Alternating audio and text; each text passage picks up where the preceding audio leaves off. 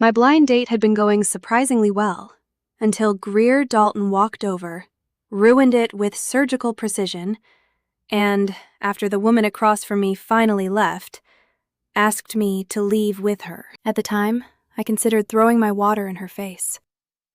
Not because I was devastated about the date, because Greer knew exactly what she was doing. 3 hours earlier, I had been standing in my bedroom in Chicago holding 2 nearly identical black shirts and wondering why adulthood had failed to eliminate situations like this. My coworker Lena had arranged the date. She had done it casually enough that I hadn't felt managed. You both like women, both complain about restaurants that turn vegetables into foam, and neither of you has a criminal record that I know about, she'd said. Your standards for compatibility are inspiring. I'm married. I don't have to care anymore. The woman's name was Cecily Monroe, 31. Recently moved back to Chicago after several years in Boston. Smart, apparently funny, and according to Lena, genuinely interested in dating, rather than collecting matches on an app until the end of civilization. I was 32, openly lesbian, reasonably content with my life, and not suffering from any romantic emergency. I coordinated grants for a regional literacy nonprofit, which sounded more impressive than the reality of spreadsheets, deadlines, and occasional meetings where 12 adults debated the meaning of the word community. I had friends. I had a decent apartment. I could assemble furniture without calling anyone. Most weeks, I enjoyed being single. But I also enjoyed women. So when Lena had said, "Just meet her," I had. The restaurant was one of those neighborhood places that had gotten popular without becoming unbearable. Exposed brick, warm lighting, closely packed tables, a long bar, and enough noise that silence never became humiliating. Cecily arrived 2 minutes after I did. She was attractive in an immediate, polished way. Dark blonde hair cut just above her shoulders, sharp green eyes, cream blouse, excellent posture. Laurel? That depends. Are you Cecily? I was hoping so. Then yes. She smiled, and for the first 10 minutes, everything was easy. She asked questions without making them sound like interview prompts. She laughed at my joke about my organization's printer having a more stable relationship history than I did. She had spent part of the afternoon helping her brother move, which had apparently involved carrying one lamp 6 blocks because he had rented a van that was too small. Nothing seemed wrong. Maybe we weren't generating sparks that would concern the fire department, but first dates didn't owe anyone fireworks. Cecily was charming, possibly a little too practiced. She had stories that landed cleanly, opinions shaped for easy agreement, and a habit of finishing personal answers with a question about me before I could ask anything messy in return. I noticed. I didn't necessarily mind. Everyone performed a little on first dates. Then someone behind me said, "Laurel Keene." I knew that voice. I closed my eyes for half a second. Cecily noticed. Friend? Debatable. Greer Dalton appeared beside our table, wearing a dark green jacket over a gray t-shirt, her black hair tucked behind one ear. She was 34, annoyingly confident, and part of the wider collection of people I saw at birthdays, summer cookouts, game nights, and various gatherings hosted by my friends Jonah and Priya. Greer and I had never been close. We had, however, disagreed about almost everything we could turn into a recreational argument. Movies, restaurant seating, whether brunch was a meal or a hostage situation, whether people who arrived 20 minutes early were considerate or deranged. She once told me I organized board game pieces with the energy of a minor dictator. I had told her she explained rules like someone who expected applause afterward. There had always been a mild friction between us. I'd assumed that was all it was. Greer glanced at Cecily, then she stopped. It was brief. Too brief for most people to notice. I noticed. Cecily's smile tightened by a degree. Greer said, "Cecily?" Not a question. Cecily leaned back. "Greer. Hi." I looked between them. "You know each other?" "Barely," Cecily said. "At least twice," Greer said simultaneously. Cecily gave her a look. Greer smiled.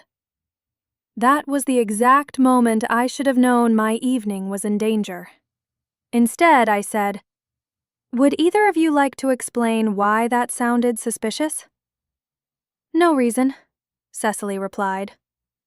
"None at all," Greer said. I pointed at her. "You're enjoying this." "Not yet." That word should have alarmed me more than it did. Greer nodded toward the bar. "I'm meeting someone. Saw you and thought I'd say hello." That was almost normal, I told her.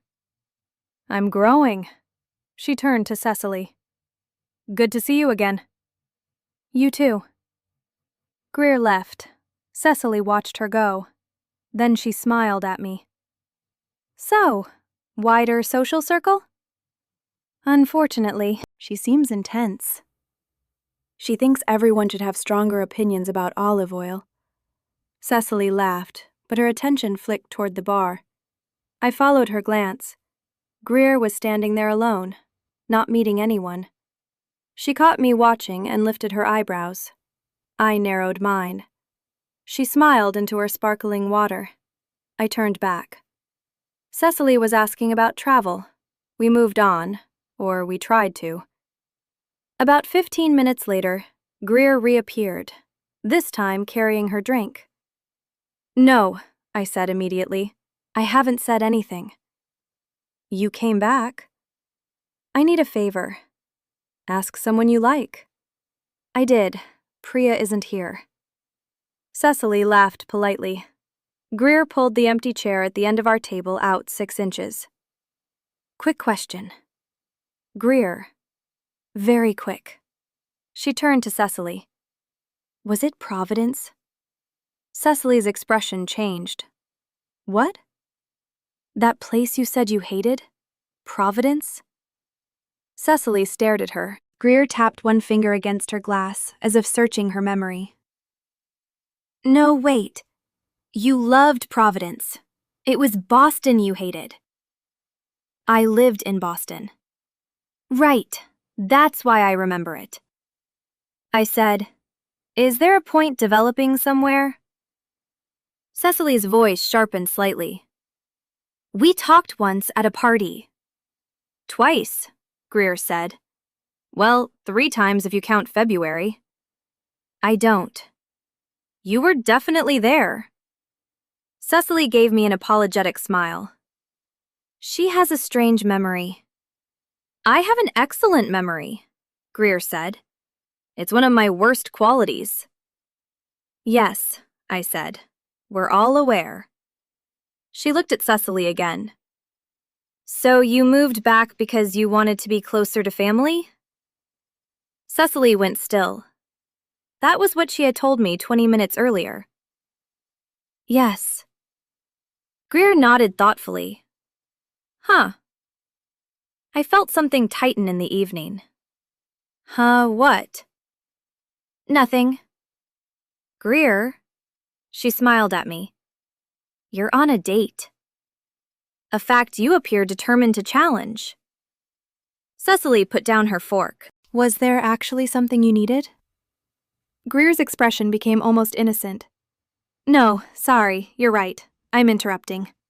She stood. Then she paused. "By the way, how did that whole 6 months with no serious dating experiment go?" Silence. Cecily's head turned very slowly. I looked at her. Greer seemed to realize she had dropped a plate in the middle of the table. Except I knew her. Greer did not accidentally drop conversational plates. She threw them. Cecily said, "What are you doing?" And that was when I understood. This was intentional. Greer's eyes moved to mine for half a second. There it was. Confirmation. Not guilt. Not surprise. A deliberate message. Pay attention. My annoyance arrived instantly. "Greer," I said, "go away." Her mouth tightened. "Laurel, now." For once, she listened. She left. Cecily watched her return to the bar. "I'm sorry." I folded my hands on the table. "For which part?" Cecily released a breath. "I was hoping tonight wouldn't become weird." "Ambitious?" She's exaggerating. "Which thing?" The no dating comment. She said no serious dating. Cecily gave me a small, frustrated smile. I said something like that months ago. "When?" "February, apparently." "It's August." "Exactly." Fair enough. I wasn't going to convict a woman because she had changed her mind in 6 months. I could feel Greer somewhere behind me, which made me refuse to turn around. Cecily said, "I was burned out. I'd had 2 bad relationships close together, and I told people I wasn't interested in anything serious for a while." "That seems normal." It was. I nodded. "Then we can ignore the woman currently behaving like a socially functional raccoon." Cecily laughed despite herself. The date resumed, for about 7 minutes. Then our server arrived with 2 plates we hadn't ordered. "These are from the bar," she said. I stared at the desserts, then at the bar. Greer lifted her glass toward us. Cecily actually looked offended. "What is that?" The server hesitated. "1 chocolate torte and 1 lemon tart." We didn't order them. "No, someone, I know who." I stood. Cecily said my name, but I was already walking. Greer watched me approach with the resigned expression of someone who had expected consequences and merely hoped they would be delayed. "What are you doing?" "Buying dessert." "You sent Cecily lemon tart." "Yes." "She told you she hates lemon." Greer tilted her head. "No, she told you she hates lemon." I paused. The implication was obvious. "You heard us? You're 12 feet away." "That doesn't improve your case." Greer glanced toward the table. "She doesn't hate lemon." I stared at her. Greer said, "She ordered lemon cheesecake the last time I saw her." "You have 5 seconds to explain yourself." "Not here." "Oh, we're well past mysterious." "Laurel." 4. "She's lying to you." 3. "Not about lemon. The lemon is just weird." Greer. "She doesn't want what she told you she wants." My anger sharpened. "You don't know what she told me." "I heard enough."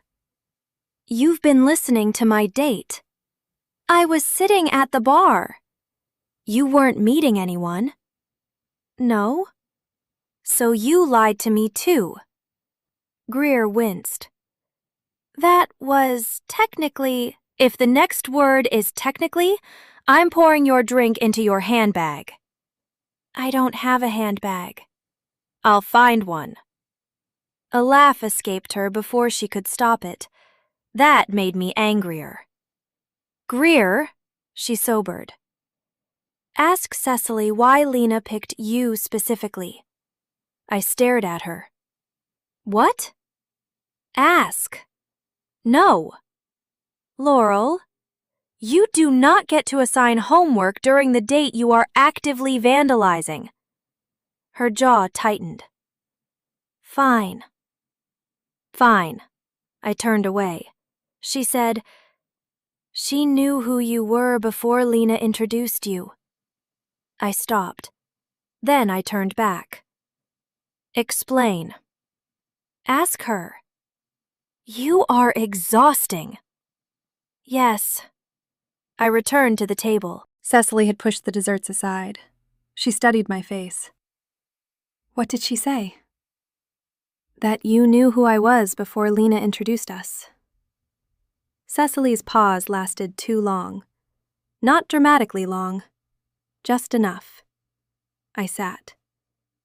"Cecily?" She rubbed her thumb against the stem of her water glass. "I'd heard your name." "From who?" "People." I laughed once. That is never a reassuring noun. "From people Lena knows. From Jonah, actually, indirectly." I leaned back. "You know Jonah?" "Not really." "Then how did you hear about me from Jonah?" Cecily's polished ease finally began to crack. "We were both at an event in June." "What kind of event?"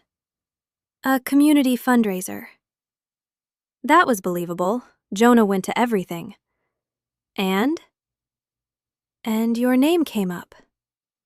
"My name does not usually come up at fundraisers unless someone is complaining about my parking." Cecily smiled weakly. "He mentioned you knew a lot of people involved in different local organizations." I waited. She looked toward Greer. That was answer enough to tell me something was off. "How much did you know about me before tonight?" "Not much." "Cecily. Your name, where you worked, some of the people you were friends with." "Why?" She was silent. I felt embarrassment then, but not the kind Greer had probably imagined. I wasn't embarrassed that Cecily might not be romantically fascinated by me. I was embarrassed that someone else had apparently identified a problem in my evening before I had, and then decided I needed to be maneuvered toward seeing it. Cecily said, "I'm trying to build more of a life here." "That sounds reasonable."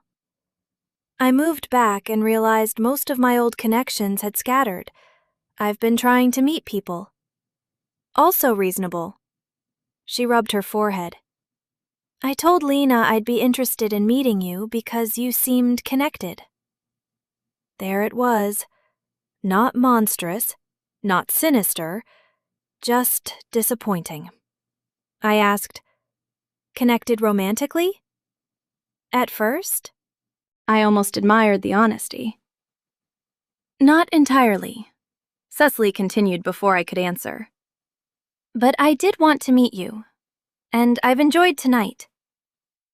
"I believe that." "I'm not trying to use you." "Were you hoping dating me might introduce you to people?" She hesitated. "Yes." I nodded slowly. "And did you tell Lena that?" "No." "Did you tell Lena you were looking for something serious?" Cecily's face tightened. "She asked what I was open to." "And?" "I said a relationship if I met the right person." "That's not the same question." "No." From the bar, Greer was very carefully not watching us, which somehow irritated me more. Cecily said, "I'm sorry." "You don't need to apologize for not falling in love with me before appetizers." "That isn't what I mean." "I know." She looked tired now, rather than polished. More real, ironically.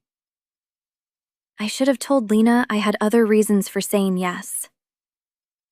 "Yes." "I wasn't planning to fake anything with you."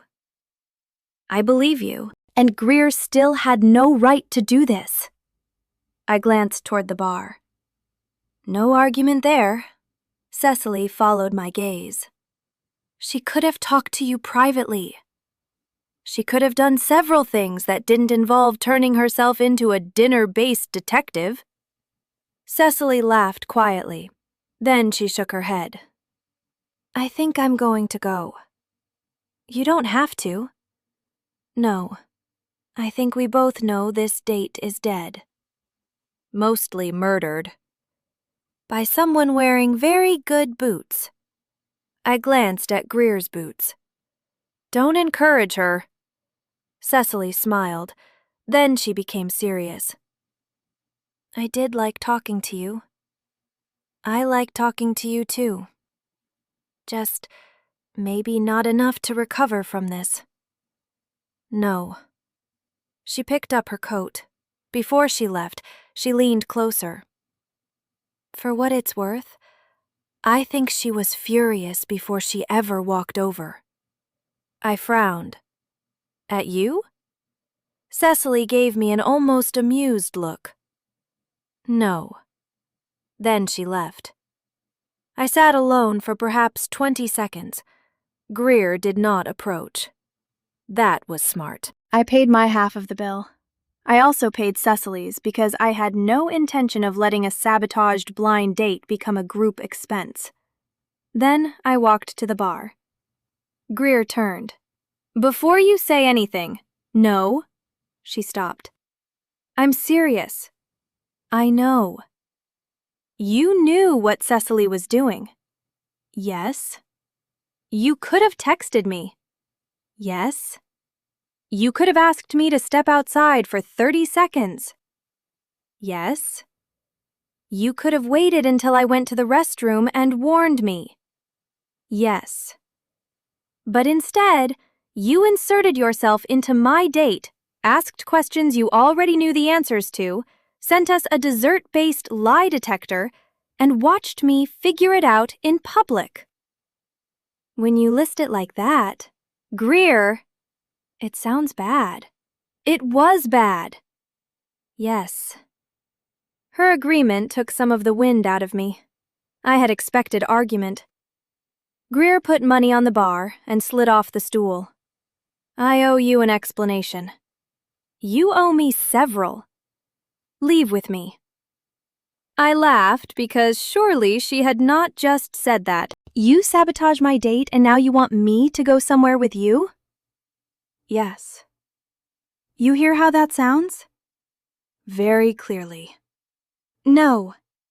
Laurel, I'm not asking you to go home with me. There's a diner 2 blocks over. Bright lights, mediocre pie, plenty of witnesses if you decide to kill me. Tempting. I'll explain everything.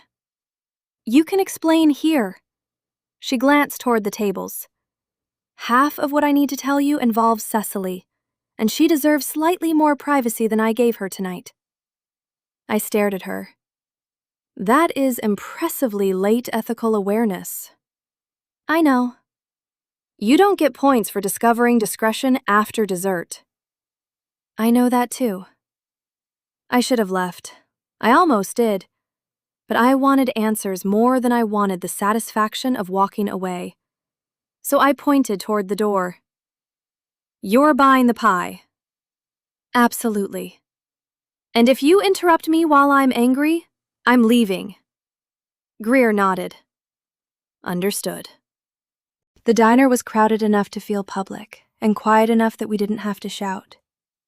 We took a booth by the window. I ordered coffee. Greer ordered tea she barely touched. For once, she waited for me to speak first. Start with how you know Cecily. We're not friends. We were both part of the same running group for a few months. You run? Occasionally. You complain about walking uphill. I contain contradictions. Continue. Greer rested her hands on the table. Cecily was nice. I liked her. But she was very open with a few of us about how she approaches dating. That sounds ominous. It wasn't exactly. She'd moved back and wanted to rebuild a social life quickly. She joked that apps were inefficient because you could go on 6 dates and meet 6 isolated people. She preferred introductions because one person could connect you to a whole group. I frowned. That's calculating. Yes. But also not criminal. No, Greer nodded. That's why I didn't walk over and announce she was secretly evil. You found subtler methods. I found worse methods. I gave her a look. She accepted it. She told me a few weeks ago she wasn't interested in a serious relationship right now. She's seeing someone casually in Evanston, and they'd agreed not to be exclusive. Did she lie to me about that? I don't know if she told you she wasn't seeing anyone. She said she wasn't in a relationship. Then technically she didn't lie. I already warned you about technically. Right. She rubbed one hand over her face. The part that bothered me was that she mentioned your name. My coffee arrived. I waited until the server left. What did she say? She'd heard Lena might introduce you two. When? 2 weeks ago. Before Lena asked me. Yes. That bothered me. Greer continued. Cecily said you were exactly the kind of person she should meet because you knew everyone. I absolutely do not know everyone. I know. You regularly tell me I know too few people. I tell you that you refuse invitations too quickly. Different accusation. Fair. I gestured for her to continue. She talked about Jonah, Priya, your organization, the volunteer board Lena's wife sits on. She'd done homework. My stomach tightened. Why didn't you just tell me? Greer held my gaze. That is the question I deserve. Yes. She was quiet for a moment. Because I thought if I told you, you'd assume I was interfering. You were interfering. I know, but I thought you'd reject the warning because it came from me. That possibility somehow led you to a plan that was 100% interference? When you say it that way, do not make me find a handbag. A corner of her mouth moved. Then she sobered again. I told myself if you saw the contradictions yourself, you could decide. That is not what happened. No. You constructed the contradictions in front of me. Yes. You steered the entire conversation. Yes. And before you say you were protecting me, understand that I did not need protection from one mediocre blind date. I know. Do you? Yes. I sat back. Greer's eyes dropped to the table. I saw her sitting there with you, doing exactly what I'd heard her describe doing. And I got angry. Why? Partly because I thought you were being handled. Partly. She didn't answer. I noticed. So there was another reason. There were probably several. That was vague. I'm still sorting them out. I narrowed my eyes. Were you jealous? Greer gave a short laugh without humor. You really don't waste time. No. I'm not answering that tonight. Why? Because I don't know what part of what I did came from what. That sounds suspiciously convenient. It probably is. At least you're self-aware. Intermittently. The server brought pie. Neither of us touched it. I said, Here's the problem. You might have been right about Cecily. Greer nodded. You were still wrong to decide how I should find out. I know. No. I want you to understand the distinction. I do. You don't get to make choices for me because you're convinced I'll eventually agree with you. I understand. Good intentions do not turn manipulation into kindness. Her jaw tightened. I know. Something about the way she said it made me stop. No joke, no cleverness, no defense, just acknowledgement. Then she said, "I'm sorry." I waited. She continued, "I'm not sorry that you learned the truth about Cecily. I'm sorry I decided I had the right to engineer how you learned it. I could have warned you directly. I should have. Yes. I also embarrassed Cecily. Yes. And you. Less than you probably hoped. I didn't hope to embarrass you. I'm very difficult to embarrass. I know. That sounds like a challenge." It absolutely wasn't. Despite myself, I almost smiled. I stopped. Greer noticed. She wisely didn't comment. I said, "Why did you care enough to ruin your own evening?" "I wasn't having an evening." "You invented a friend at the bar." I panicked. "You?" "I'm capable of it."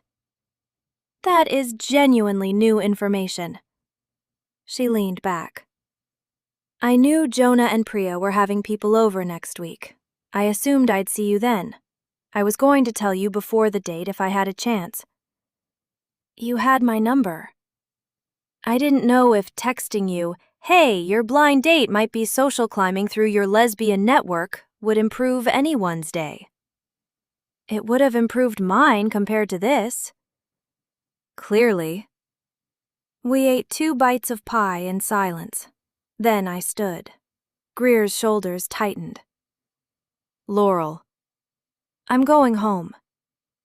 "Okay." "I'm still angry." "You should be."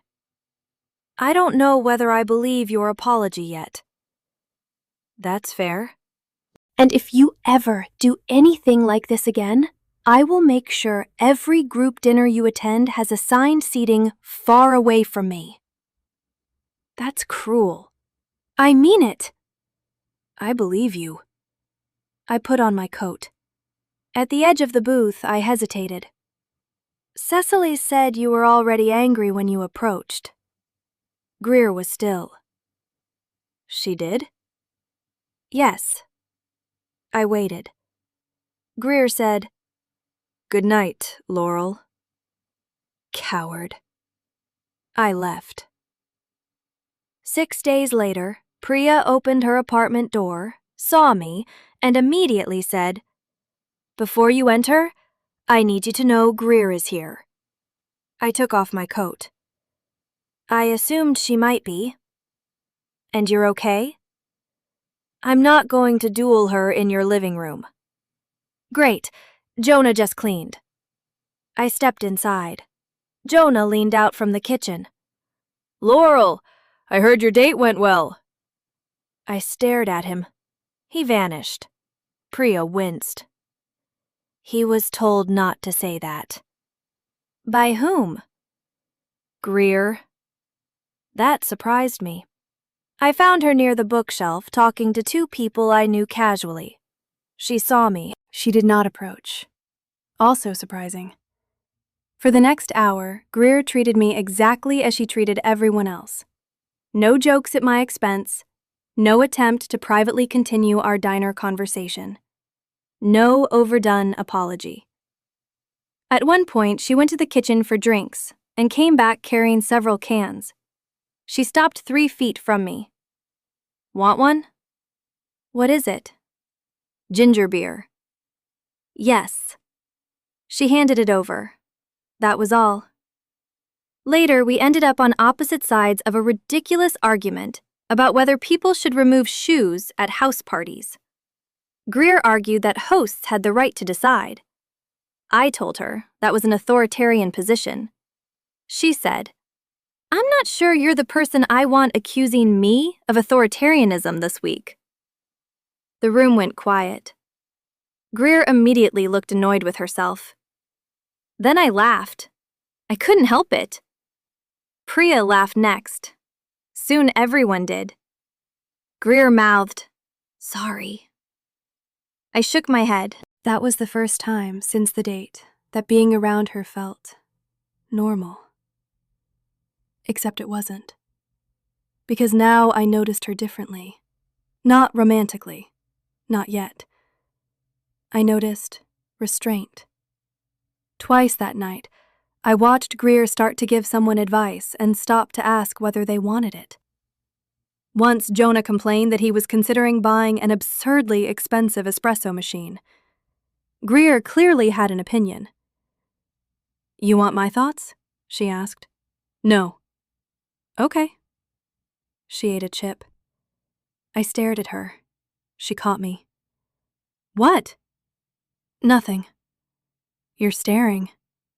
"I'm observing." "That sounds threatening." "Good," she smiled. The attraction should not have started there. It did anyway. Not because she had become charming. Greer had always been charming when she wasn't driving me insane. What changed was that I saw effort. Not performative effort aimed at me. Behavior. That was harder to dismiss.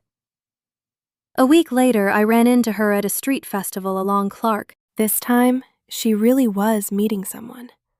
Several people from our wider circle were gathered near a food stall. I almost turned the other direction. Then Greer spotted me. Her face brightened before she controlled it. That tiny delay stayed with me. "Laurel." "Greer." "You alone?" "Yes." She glanced around. "Would you like to join us?" That sounded suspiciously permission-based. "I have received feedback." "Apparently." We walked with the group for nearly an hour. Greer and I ended up beside each other more often than chance fully explained. She bought fried dough and offered me half.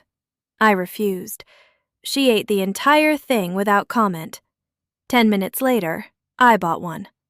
She looked at it, then at me. Say nothing.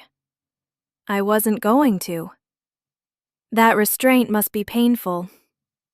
Almost medically. I tore off a piece. She waited. I handed it to her. "You planned this," she said. "Maybe." Our fingers brushed. Nothing dramatic happened. No cinematic electricity. I simply became aware that her hand was warm. Then aware that I had noticed. Annoying. At the end of the afternoon, everyone split toward trains, buses, and cars. Greer and I were headed the same direction. We walked 3 blocks without mentioning Cecily. Then she said, "How angry are you now?" Scale? 1 to public execution. 4. That's encouraging. It was 6 when I arrived. What lowered it? You didn't tell me what food to order. I almost did. I know. You were about to buy something called artisanal pickle lemonade. I made my own bad decision. You did. You let me. You looked miserable. It was disgusting. I could tell. You still didn't say anything. You had made it very clear that you wanted the experience. I smiled. Thank you. Greer glanced at me. For not stopping you from drinking pickle water? For understanding the principle. She nodded.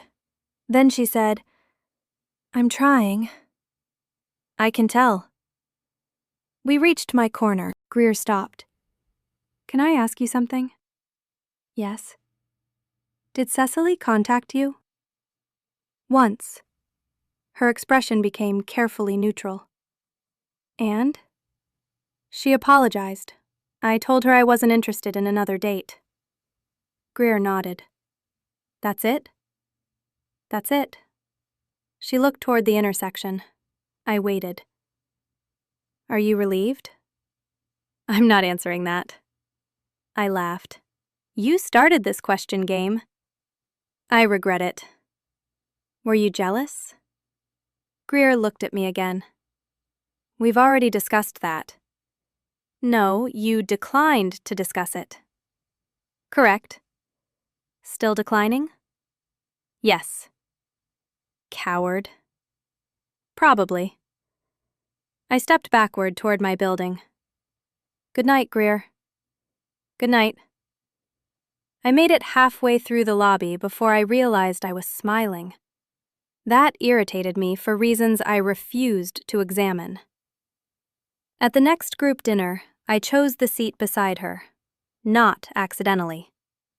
Greer noticed. She said nothing. We spent most of the meal arguing about a terrible movie Jonah insisted was a masterpiece. Afterward, while everyone was stacking dishes, Greer reached for the plate in my hand. I've got it. I can carry a plate. I know. You said it in a tone. What tone? The capable man at hardware store tone. I am neither a man nor at a hardware store. You've captured half the issue, she laughed. I handed her the plate. Then we ended up in the kitchen washing dishes together. It was ordinary, which made it dangerous. I had always known how to resist obvious attraction. A woman being beautiful across a bar was easy. A woman remembering which mug was mine because I always chose the one with the largest handle was worse. Greer dried a bowl. You're doing it again. What? Watching me. You're very suspicious for someone who committed an actual social crime. Fair. I rinsed a plate. She said, Are we okay? No. Her face changed. I continued. We're better. Okay. Don't look wounded. I didn't. You did. I have an expressive face. You have a manipulative face. She pointed the dish towel at me. That accusation has legal implications now. I laughed.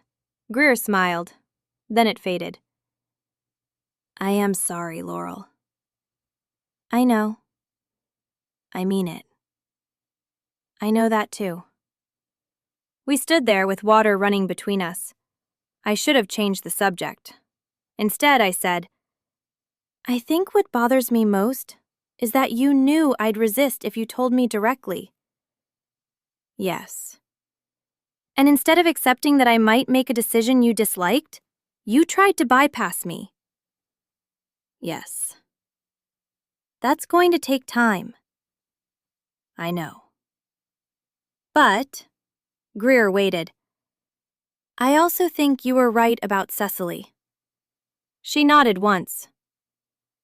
You can be right and still behave badly. I've put it on a plaque. I'd buy one. Priya walked in carrying 6 glasses. She stopped. Are you two having a serious conversation in my kitchen? No, Greer said. Yes, I said. Priya put the glasses down. I'm leaving immediately. Thank you, we said together. She disappeared. Greer smiled. I did too. If you'd like the fuller, more intimate and uncensored version of this story, you can find it on my Patreon page through the link in the description. 2 weeks later, Greer kissed me. More accurately, I kissed her. But she gave me several opportunities not to. We had gone out for late food after a group trivia night, just the 2 of us because everyone else had either gone home or claimed early mornings. Greer insisted she had carried our team. I pointed out she had answered Portugal to a question whose correct answer was Peru. The categories were poorly designed. The category was South America. Exactly. That defense has no internal logic. It has spirit.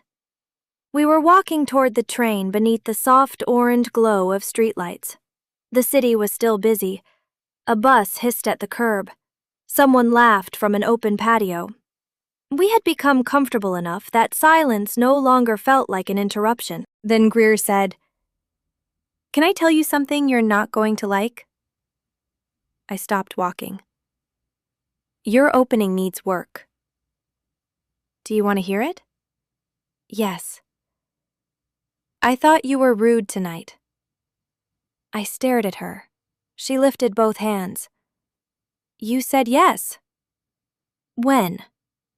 "When Jonah asked about the lake house." "He asked me 6 times." He was excited.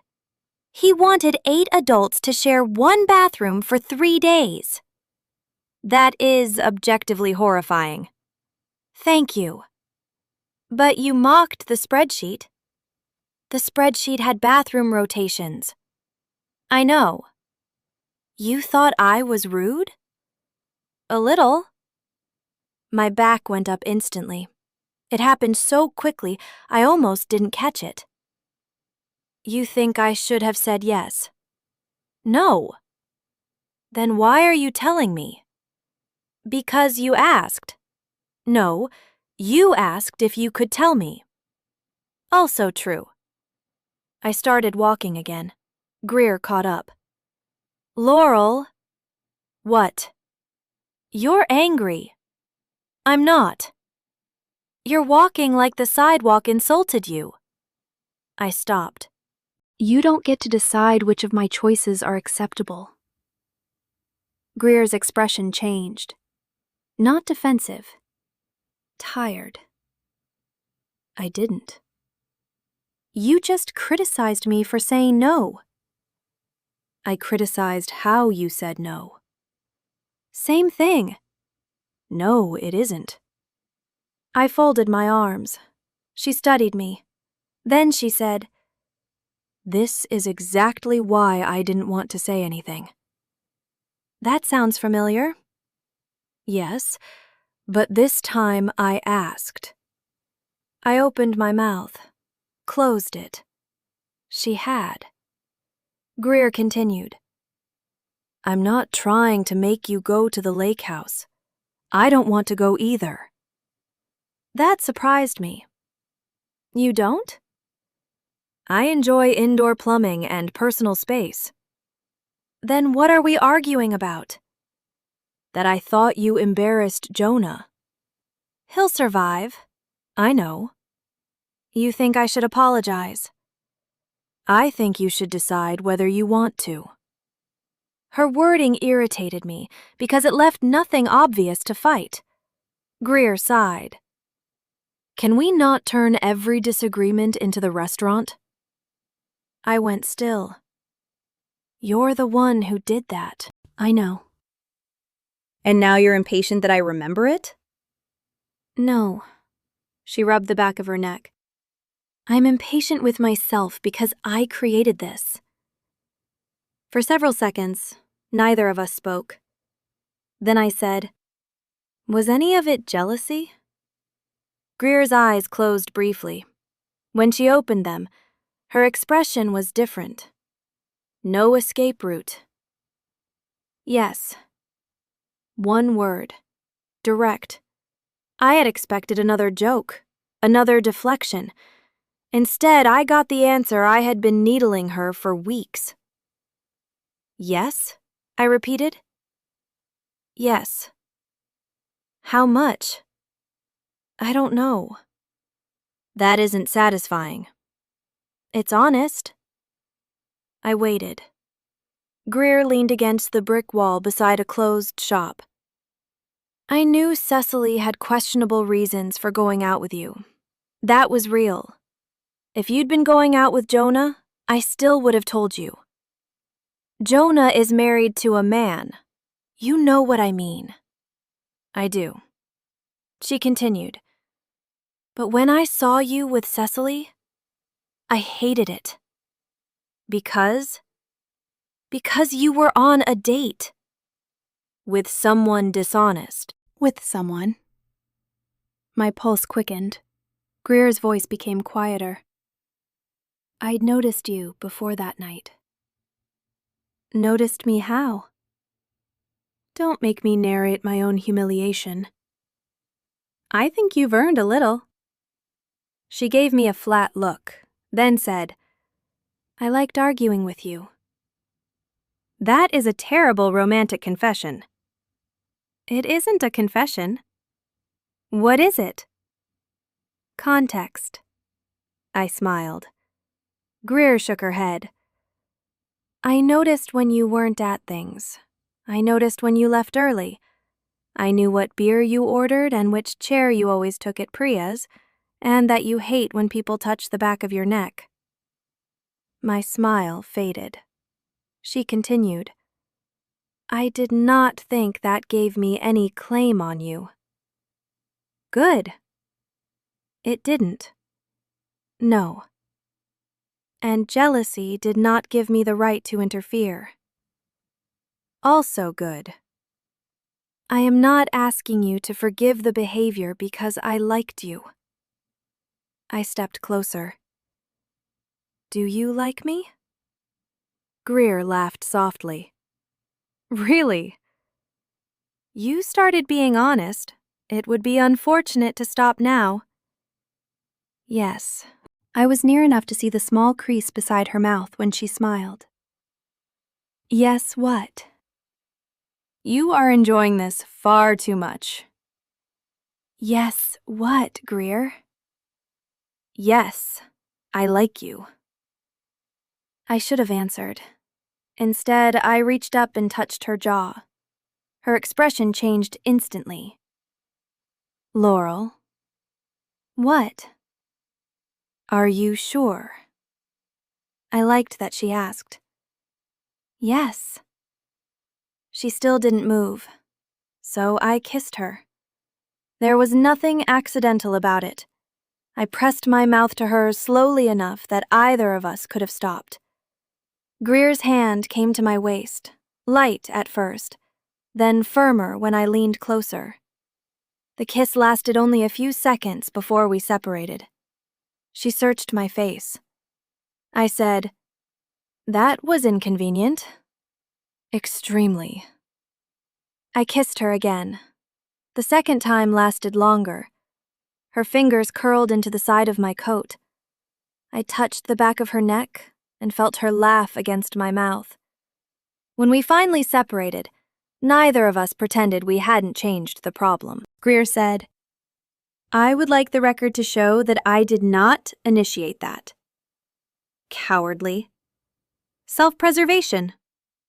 You're very smug for someone standing against a wall. I'm trying not to touch you until I know what happens next. What do you think happens next? I have no idea. That honesty worked on me more effectively than confidence ever had. I stepped back. We are not suddenly girlfriends. I assumed. I'm still not completely over the date. I know. And if we do this, what is this? I pointed between us.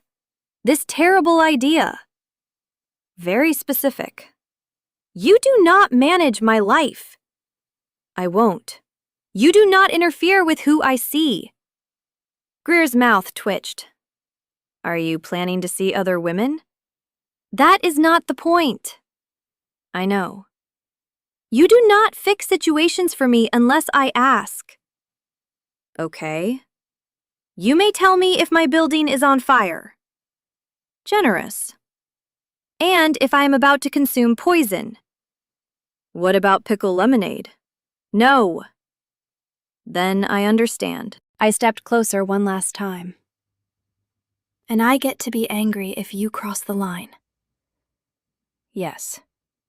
Greer's face became serious. But I get to have boundaries too. I blinked. Of course. Good. What are yours? I'm still figuring that out. Reasonable. She smiled. Can I kiss you again? Yes. That became our first unofficial date. Our first official one was 4 days later. Greer took me to a restaurant she had never tried because, according to her, choosing somewhere unfamiliar prevented her from curating the outcome. "You're taking this very seriously," I told her. I frightened myself. "That's healthy." "I also considered asking you where you wanted to go." "Why didn't you?" "Because I'm allowed to make normal decisions." "Correct." "And because you take 20 minutes to choose a restaurant." "That is slander." "I have evidence." Dating Greer was strangely easy once we stopped pretending we weren't doing it. Not seamless, easy. There was a difference. She was more social than I was. She loved crowded dinners, last-minute plans, and people dropping by. I needed warnings before social events that involved more than 6 humans. She loved terrible disaster movies. I considered most of them a personal attack. She could cook exactly 3 meals and treated all 3 as signature dishes. I cooked efficiently and without joy. One Saturday morning, she stood in my kitchen chopping an onion with such poor technique that I took the knife away. "Careful," she said. "That looked controlling." "I am preventing you from removing a finger." "So intervention is acceptable under certain circumstances." "Do not use knife safety to revisit the moral architecture of our relationship." She laughed. I kissed her forehead. Ordinary things accumulated. Coffee, laundry, her shoes appearing beside my door, my charger living permanently at her apartment. We weren't rushing, but we weren't pretending to be casual either. The first real proof that Greer was changing came because of a terrible couch. My current couch had begun sagging in the middle like it had lost faith. I found a second-hand replacement online. It was bright mustard yellow. Greer hated it instantly. "You cannot be serious." "It has character. It has a warning color. It's comfortable. It looks like a school bus gave up." I laughed. "I'm buying it." She opened her mouth, stopped. I saw the effort. "What?" Greer rubbed her lips together. "Do you want my opinion?" "No." Her eyebrows rose. "No?" "No." "Okay." She picked up her coffee. That was it. No sigh, no sarcastic article about interior design, no message to Priya asking her to stage an intervention. 3 days later, I rented a van with Lena and picked up the couch. It looked substantially worse inside my apartment. Not because of the color, because it was too large. The online measurements had included dimensions I had misunderstood, because I had apparently become illiterate. The couch blocked 6 inches of my hallway. When Greer came over, she stopped in the doorway. I watched her face go through an extraordinary private struggle.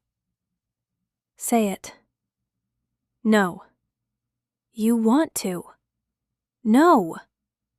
"Greer, you explicitly did not want my opinion." That was before the couch became infrastructure. She bit the inside of her cheek. I laughed. "Go ahead." "No." "You're enjoying this." "Immensely." "Tell me you told me so." "I did not tell you so." "You thought it."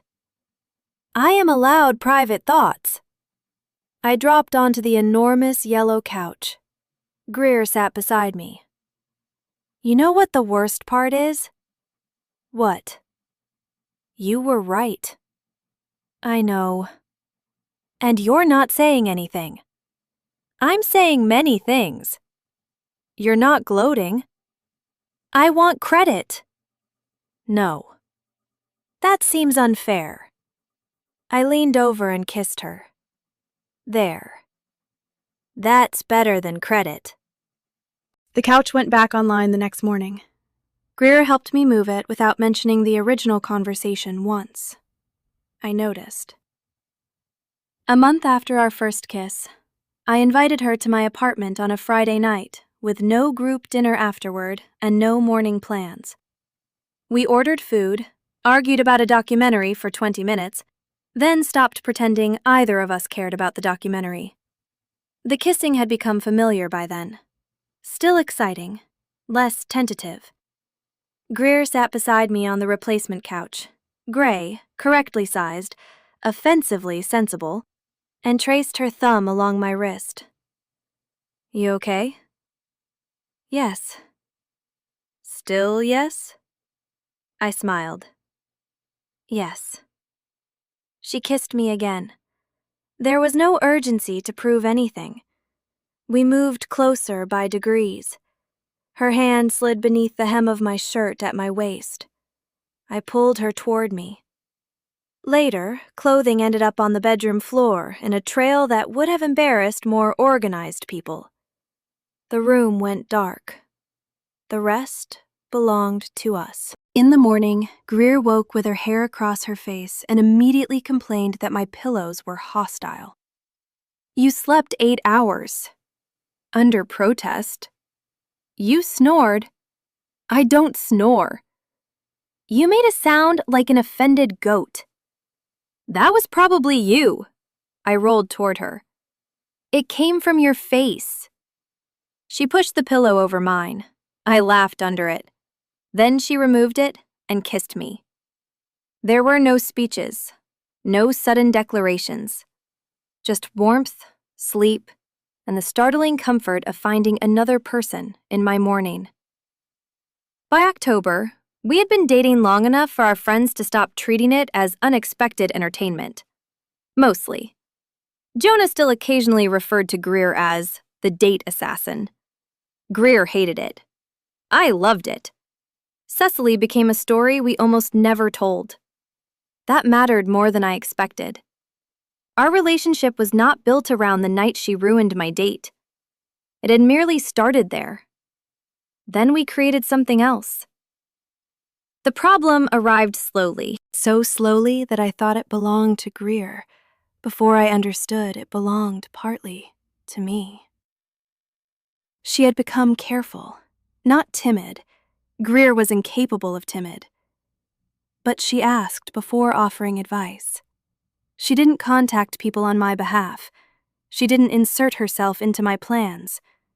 If I complained about something, she would sometimes ask, "Do you want sympathy or ideas?" The first time I'd laughed.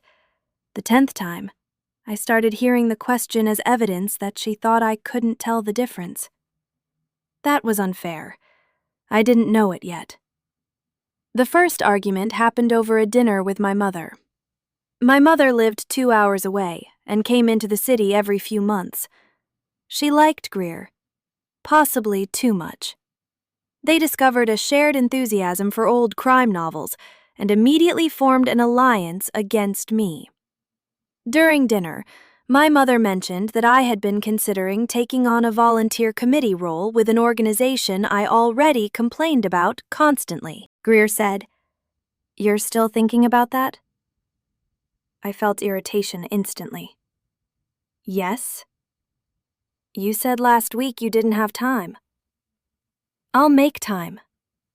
Greer paused, then asked, "Do you want my opinion?" No? She nodded. Okay. My mother looked between us. I changed the subject. That should have been the end. After dinner, walking home, Greer said nothing about the committee. I became irritated that she was saying nothing. This was irrational. So naturally I said, "You can stop being weird about it." She turned. About what? The committee. I'm not being weird. You clearly think it's a bad idea. I do. You asked if I wanted your opinion. You said no. So now you're sulking? I'm not sulking. You're quiet. We have been walking for 2 minutes. I knew I was pushing. I did it anyway. So say what you think. Greer studied me. Do you want me to? Yes. I think you're overcommitting because you feel guilty saying no to Lena. My irritation sharpened. I can make my own schedule. I know. I don't need you deciding what I can handle. I'm not. You literally just said you asked what I thought. Her voice remained calm. That made mine sound louder than I wanted. Greer stopped walking. Laurel, I am not stopping you. No, you're just criticizing it. Yes. I stared at her. She continued. Those are different things. Easy for you to say after the restaurant. Her face closed. I regretted it immediately, but I didn't take it back. Greer nodded once. There it is. What? The restaurant. You don't get to act surprised that it still matters. I'm not surprised. You crossed a serious line. I know. And every time you start telling me what I should do, I did not tell you what to do. You said I was making a bad decision. Yes. Same thing. No. Her voice hardened. No, Laurel, it isn't. People passed us on the sidewalk. We lowered our voices. Greer said, I have done everything I know how to do to respect the boundary you gave me. I know. Do you? Yes. Because sometimes it feels like the only acceptable version of me is one who never disagrees with you. That's not true. I disagreed about a committee. You said I was overcommitting because I can't say no. I said you felt guilty saying no to Lena. That's insulting. It might be wrong. You asked what I thought. I crossed my arms. Greer laughed once, frustrated. This is impossible. Then don't give advice I didn't ask for. You did ask. That silenced me. She continued. And this keeps happening.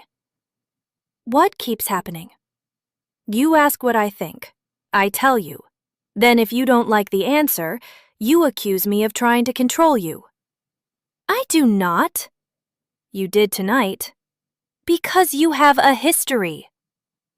Yes. The word landed hard. Yes, I do. I interfered in your blind date because I thought being right gave me permission. I was wrong. I apologized. I changed my behavior. I looked away. Greer's voice softened. But I cannot spend the rest of our relationship proving I'm safe by having no opinions. I never asked you to. You don't have to. We stood there. I hated the conversation because I could not dismiss what she was saying. So I reached for the easier part. You're acting like I'm punishing you. Sometimes you are. That's unfair. So is what you're doing to me. I stared at her. Greer rubbed her forehead. I don't want to fight on the sidewalk. Neither do I. Go home. The words stung. I said, Fine. Her face shifted.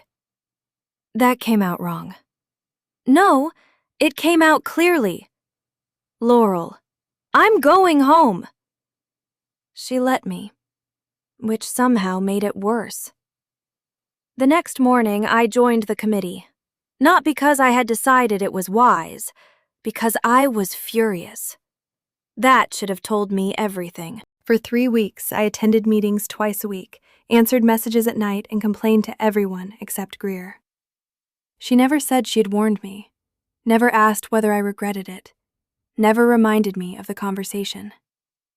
When I canceled dinner with her because a committee meeting had been moved, she simply said, "Okay, Thursday?" Thursday worked. She didn't sulk.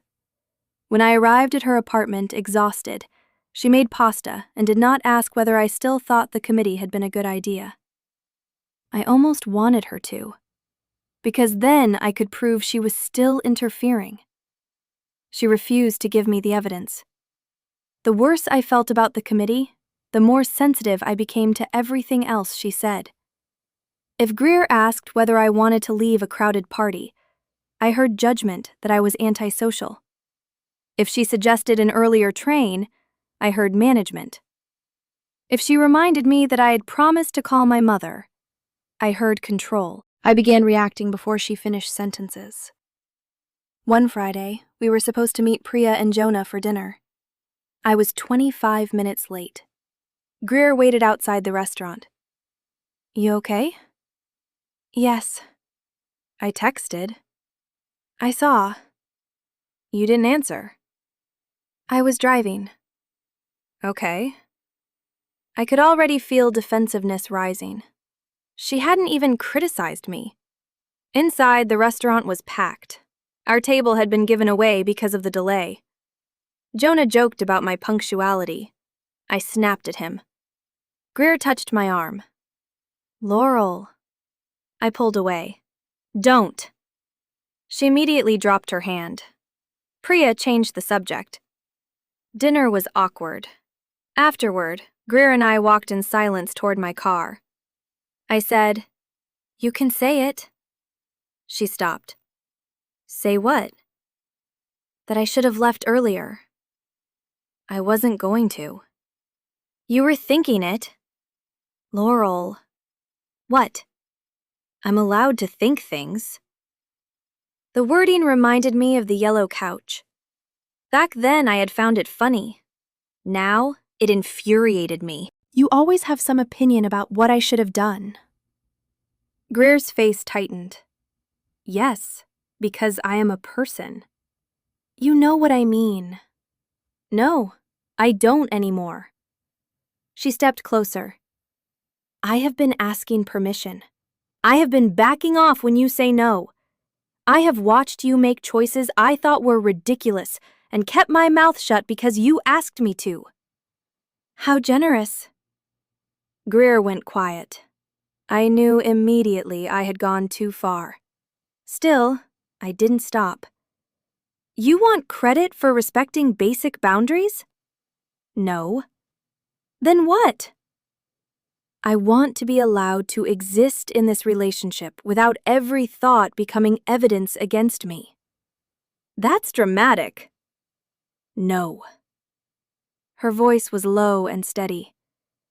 "What's dramatic is you turning the worst thing I did at the beginning of this relationship into a permanent emergency."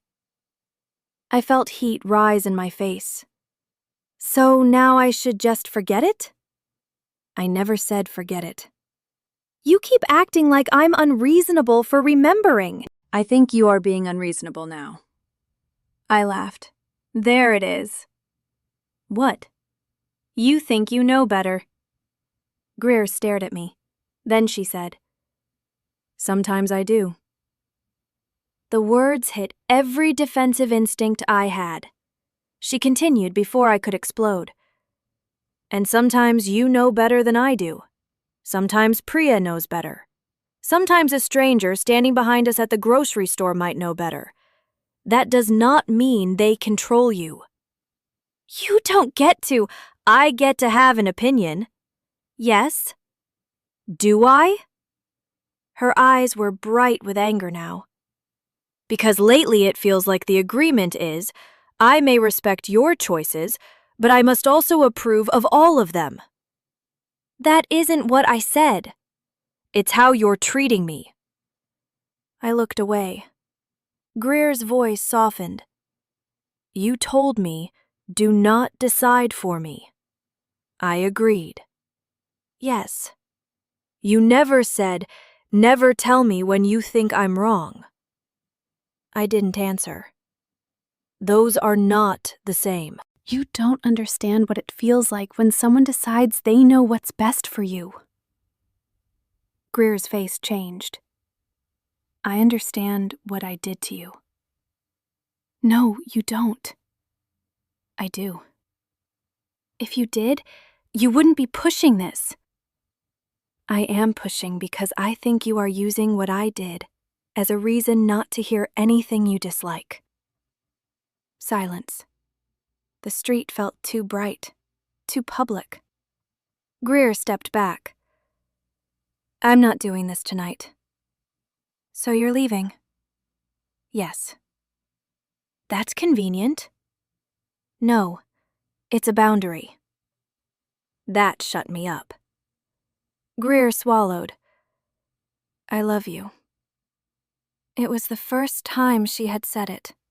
Not during a perfect morning, not after sex, not over dinner. On a sidewalk while furious. My chest tightened. She continued.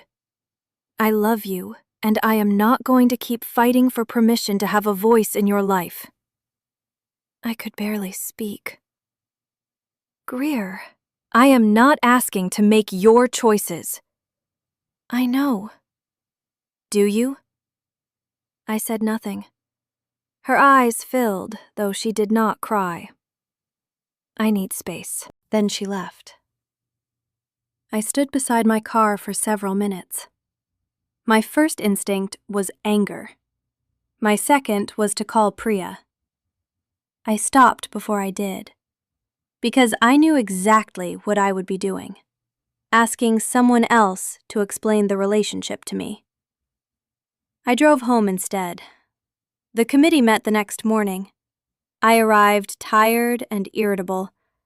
Halfway through the meeting, 2 members asked me to take responsibility for a fundraising event because Laurel always gets things done.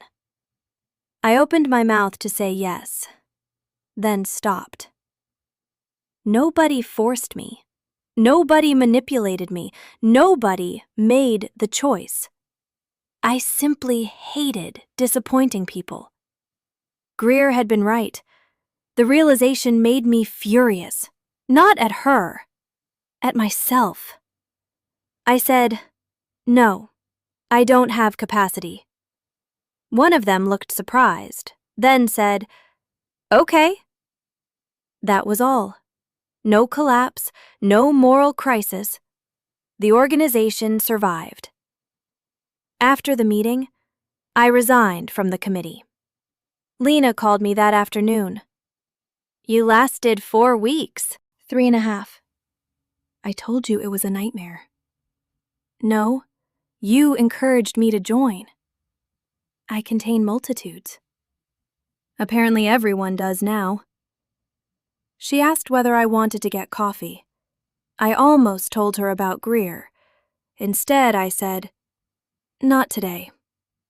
I needed to understand this without borrowing someone else's answer. So I went home. I thought about the restaurant. Not the sabotage, everything after. Greer asking before offering opinions. Greer respecting no. Greer helping me remove an enormous yellow couch without saying I told you so. Greer accepting canceled dinners. Greer stopping when I pulled away. Greer asking before kissing me. She had changed. I had noticed. Then I had quietly decided the change didn't count whenever I felt challenged. I had wanted a relationship where no one controlled me. Somewhere along the way, I had begun demanding one where no one influenced me. Those weren't the same thing. The realization did not erase what Greer had done. That was important too. She had crossed a line. She had manipulated an entire evening because she believed her judgment was superior. I did not need to pretend that had become harmless. But she had apologized, without asking me to minimize it. She had changed, without demanding immediate trust. And I had turned her original mistake into a weapon I could use every time I didn't want to hear her. I called her Sunday afternoon. She answered after 4 rings. Hi.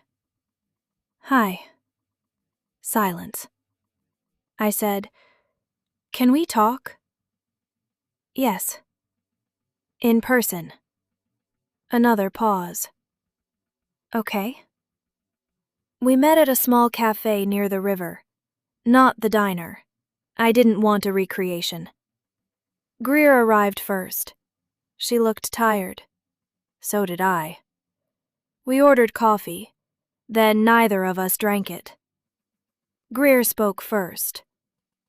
"I'm sorry about the restaurant." I almost laughed. "You're apologizing again?" Yes. Why? Because during our argument, I think I made it sound like I wanted that mistake removed from the record because I've behaved better since. I considered that. You didn't. I wanted to be clear. Okay. I was wrong that night. I knew information you deserved to have. I should have told you and trusted you to decide what to do with it. I didn't. I manipulated you. Yes. I'm not asking you to stop remembering. I know. She nodded. I wrapped both hands around my coffee. I owe you an apology too. Greer waited. I've been punishing every disagreement for that one. Her shoulders lowered slightly. I continued. You did exactly what I asked after we started dating. You stopped interfering. You asked before giving advice. You respected no. Mostly. No. More than mostly. She looked down. And I started treating normal opinions like attempts to control me. Greer said nothing. I joined that committee partly because you thought it was a bad idea. Her eyebrows rose. That is deeply unhealthy. I know. Was it a bad idea? Yes. I'm sorry. Do not enjoy this. I'm trying not to. I laughed despite myself. The tension loosened by a fraction. Then I became serious. I don't want you managing my life. I don't want to. I mean it. I know. But I also don't want you scared to tell me what you think. Greer watched me. I continued. If you think I'm being rude, tell me. Dangerous offer. If you think I'm making a bad decision, you can say that. Once. Once. And then, I decide. Okay. And I will try to hear it without acting like you've stolen my passport. That would be progress. Don't get ambitious. She smiled faintly, then said, I need something too. What? If I say I'm not trying to control you, and my behavior supports that, I need you to believe me sometimes. I nodded. Okay. And if you don't believe me, ask me what I'm doing instead of assuming. Okay. Greer rubbed her thumb against the coffee cup. I don't want a relationship where I'm right all the time. Good, because you aren't. I walked into that. You did. I also don't want one where I have to pretend you're right all the time. That sounds exhausting. It has been. The admission hurt. I reached across the table. Can I hold your hand? Greer's eyes softened. Yes. Our fingers linked. We sat there quietly. Then I said, You told me you loved me. Her thumb stopped. I did. During an argument. Terrible timing. It was. I'd planned something much more dignified. What? I'm not telling you now. I smiled. I love you too. Greer stared at me. Really? No, I've brought you here for a long-form psychological experiment. Laurel. Yes? Her eyes shone.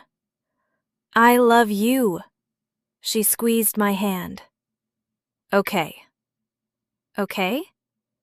I'm trying very hard not to make a scene. You're doing beautifully. I may cry in the bathroom.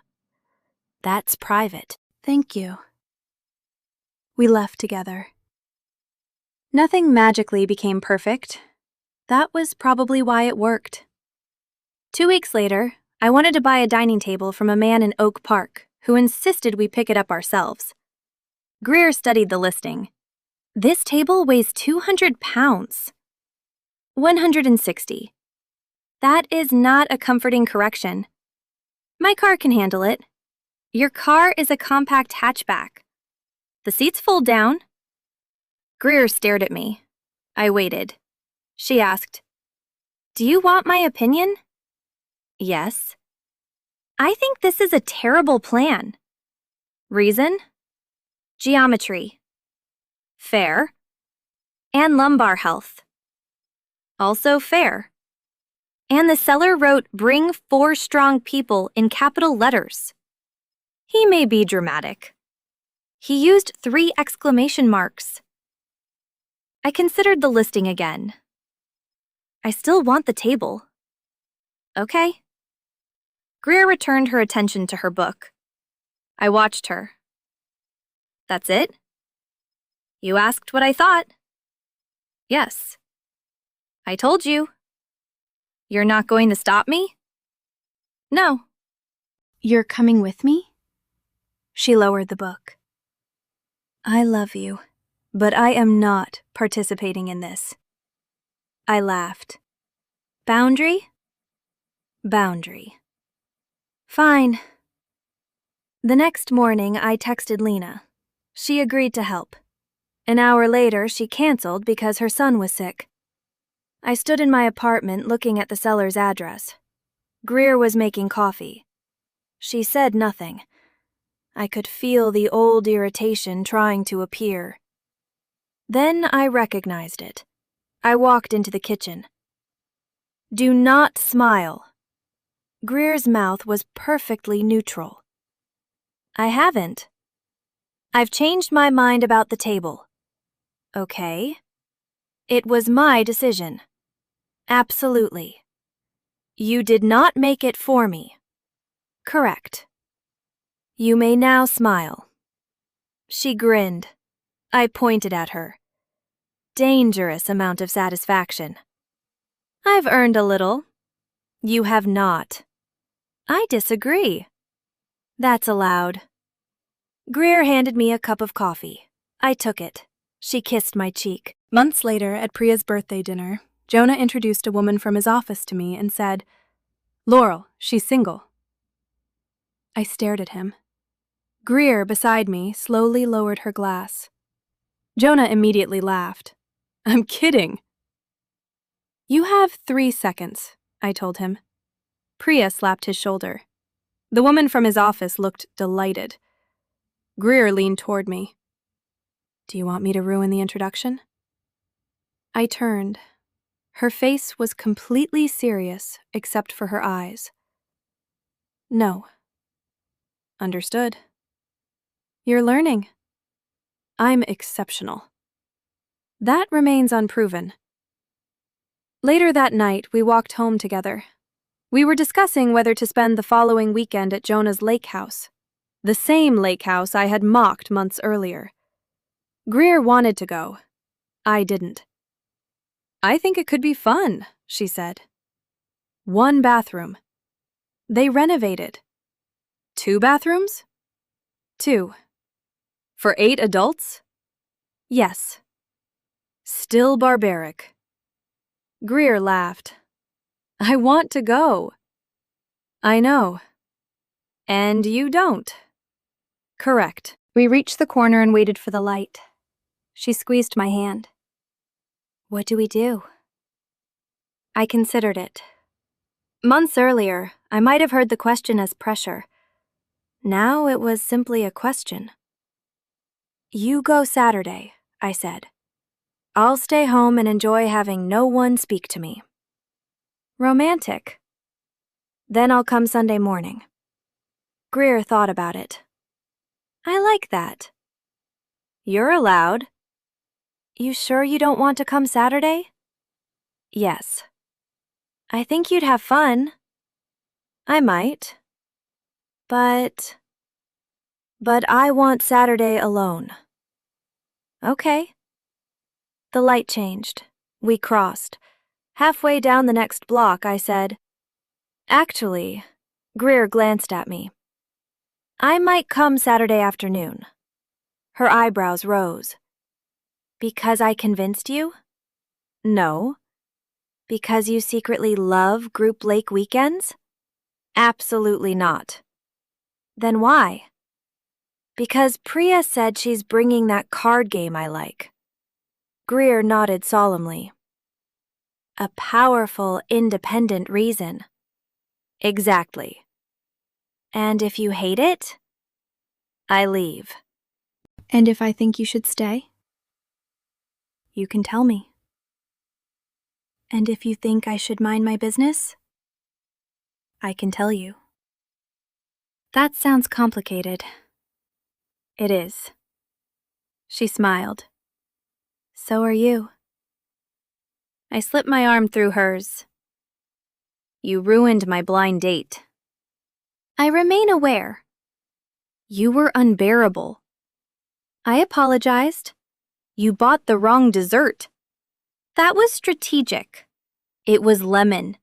Cecily liked lemon. I didn't. I know that now. I laughed. Greer pulled me closer as we walked. We still disagreed all the time. She still thought I made questionable decisions. I still thought she confused confidence with a public service. Sometimes she changed my mind. Sometimes I changed hers. Sometimes neither of us moved an inch. The difference was that neither of us needed agreement to prove we were safe with each other. She could tell me what she thought. I could listen. Then I could choose. And when I chose differently, she stayed beside me anyway. Most of the time. Unless the choice involved carrying a 160-pound dining table down 3 flights of stairs. Apparently, love had limits.